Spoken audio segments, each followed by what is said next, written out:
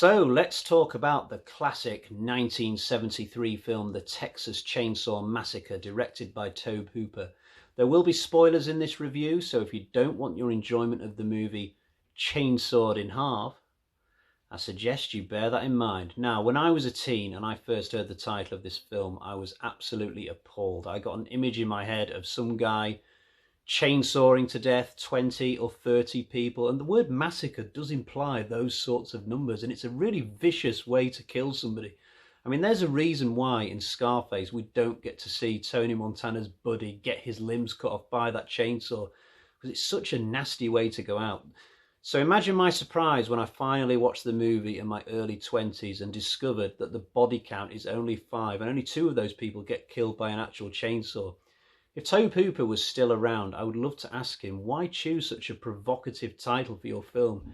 Is it just because you were worried that because it was such a low-budget film, the movie would come and go without much fanfare? But if I was a censor judging this movie, I almost feel like the title would put me in the wrong frame of mind to do my job. And certainly in the UK, this film was banned in the 80s and 90s. I never saw this film in any video store in the 1990s, but by today's standards, it's not a violent film at all. It's scary, but it's not violent.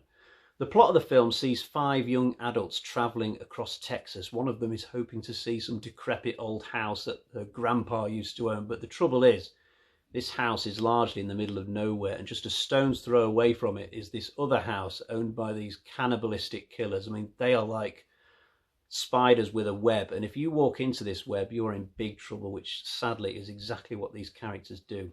One of the great things about this film is just how realistic it is. I mean, it feels like we're watching a real life thing play out and not a movie. When the first of the kids goes up to the Sawyer house, Kirk, and just wanders in, Leatherface spots him, boom, dead. Movie doesn't care that he's the lead character. And then Pam, she's the second character to go in, boom, dead. Film doesn't care that she hasn't got the kit off yet. When the third guy comes down, Jerry, I'm thinking, well, maybe something different will happen this time. He's not just going to go in and get the same fate. But yeah, I mean, we're going for realistic, so why wouldn't the same thing happen? He's a dweeb, that's Leatherface, complete mismatch then. Boom, dead, 3 down. At the point where Kirk died, I actually rewound my tape, because this was 2003, I was watching this for the first time, and it was around about that time I was going through my last dance with VHS, so I rewound my tape just to check that he hadn't actually been knocked out and I'd just seen it wrong. But no, dead as a doornail. If this was a different movie, one of these 3 characters would make it into the pantry just as Leatherface is coming around the corner or something, and they'd survive for a while.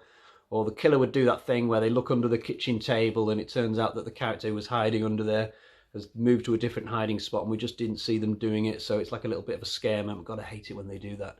So at the point where Sally and Franklin are coming down to the house, I was thinking at this point, well, these are the last 2, so definitely something different this time. They're going to get to the house, spot that something sus is going on, turn around, try and leave, and then there'll be a chase or something. But Tobe Hooper goes completely the other direction and has it go even worse for these 2 than the first 3, because they don't even get to the house. Leatherface comes and surprises them in the woods. And Franklin gets a horrible death, and this leads into one of the most amazing chase sequences of all time in a horror movie, in my opinion. I mean, I would say that Halloween is my favourite movie series overall, but there's no chase in any of those films between Myers and his victims that's as good as this one between this guy and Sally. I mean, it's amazing. It's scary and relentless, and this guy's running through brambles and bushes after her, and she's only just managing to stay at it. It feels like the whole chase, she's only about 5 yards ahead of the killer. It's incredible. They have this bit where they go in upstairs in this house and she has to jump out the window. And Leatherface in this film, and this was the movie that made him the horror icon that he is today. He's got this incredible mask that's made out of human flesh. I mean, that is so much more messed up than some killer just picking up a hockey mask or a William Shatner mask. And he's got those horrible teeth and the little tongue that you can see swirling around, you know, just through the mask. But he's portrayed as very human, that just after he kills Jerry, he goes to that window and looks around, looking to see if anybody else is coming along. He's like an overgrown child with some kind of weird psychosis that he has to kill anybody who comes to the house who's not his family. But he's so strong, I mean, upper body strength. He's like Jason Voorhees. And then he's got the speed and stamina. I mean, he's really hurtling some when he's chasing after Sally. He's going really fast. He's carrying that chainsaw as well. For a big guy to run that fast. And stamina. I mean, by the time they get to the gas station, Sally's done. I mean, she's not going much further than that. But Leatherface looks like he could go a few more laps. I like as well how the other characters in the Sawyer family, they're nasty as well, but they're not killers. I mean, real life killers are quite rare. So obviously you've got Leatherface, who's MVP. Then you've got Drayton, who I don't think is mentioned by name in the film, but he's like the old guy, he's like their dad. I mean, he'll hit you with a broomstick and he might eat you if there's not much food in the fridge that particular week, but he's not a killer. He finds that distasteful. He says so himself in the film. Then you've got the hitchhiker. I forget his name if I ever knew it. He's a really minging guy. But again, not a killer. Near the end, when he's chasing Sally, you see him sort of doing all this behind her as he's just about to grab hold of her, but then he doesn't do it. It's like he's having a moment where he's thinking, hang on, this isn't my bag. Where's Leatherface? Then you've got the granddad. Apparently he was a killer back when he was younger, though possibly Drayton's just saying that, and actually all Grandad did was shoot rabbits and was really good at it or something like that. We never find out, but I love the Grandad character. It's so random how he's this really decrepit 100-year-old guy. His face looks like it's going through rigor mortis even though he's still breathing, and that scene where they keep giving him the hammer to try and hit Sally, I mean, it's just the most messed up scene, but it's so creative to come up with an idea like that. It's absolutely fantastic. In terms of the good characters, I'd say we get to know 3 of the 5, those being Sally, Franklin and Kirk. I never felt like we got to know Jerry and Pam that much. Love Franklin, he's such a funny guy. He can be irritating at times, but he's also really likeable. I guess Sally would probably feel the same way if you asked her. Sally herself, I mean, that's just the most amazing performance by a final girl. There's lots of best ofs possibly in this film. I've already said possibly best chase sequence in a horror film of all time, possibly best final girl performance of all time in this, possibly the best serial killer mask of all time. I don't know, controversial maybe, but there's lots of contenders for best of stuff, and Marilyn Burns' performance is just absolutely astonishing. I mean, the fear that she puts on in the last half an hour of that film, I mean, it's as if this stuff is happening to her for real. There's all these close-up shots of her eyeballs during the dinner party scene, and she sells it so well. She's absolutely incredible. Top performance. And layered on top of all this are these really scratchy, dirty sound effects. I don't know how they come up with this stuff, but they make the film sound so oppressive at times, so serious, but it has the desired effect. And the director throws in so many interesting shots of things that have nothing to do with the story, but somehow make the film seem so much more richer. So you get to see a dead armadillo on the road. You get to see this weird thing in this graveyard. I don't even know what it is. And then later on, there's also this really clever image of, I think it's when Jerry gets his turn to go down to the Sawyer house.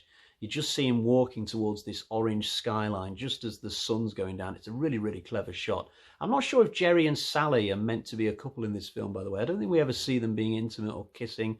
I know that Pam and Kirk are definitely a couple, but Jerry and Sally, I don't know. Let me know in the comments if you know.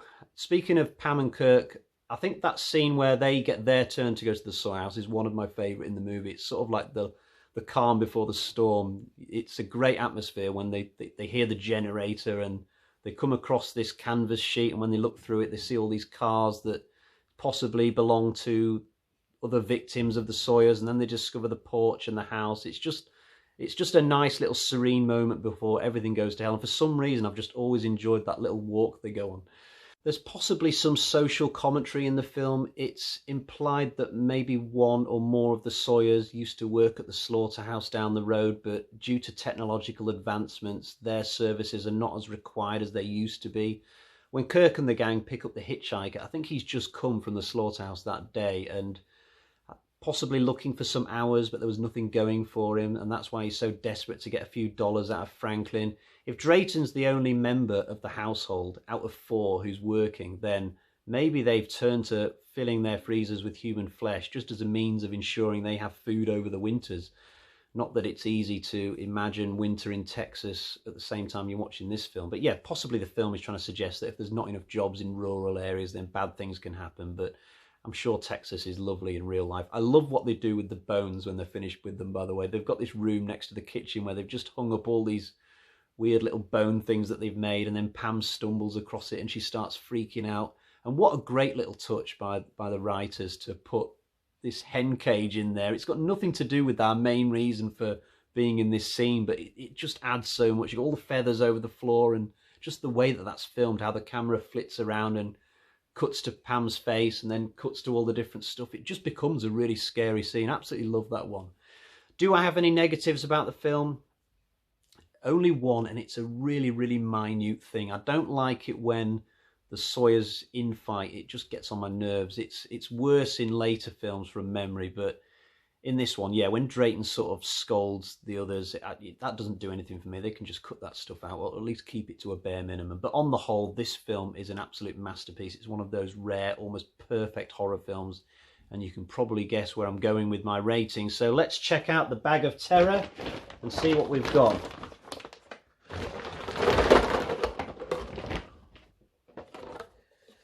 Let's count them up. 1, 2, 3, 4, and 5. It's a full house. 5 bloody axes for the original Texas Chainsaw Massacre. I absolutely love this movie. It's one of my favourite horror films of all time. I regularly go back to it. I just think it's great. I really do. It's absolutely amazing. So there you go. If you've never seen it before, go and do it. What have you been waiting for? Right, I do have a pin for the horror locations map. I'll have that in a separate clip just after this one. But until next time, I will see you. Bye-bye.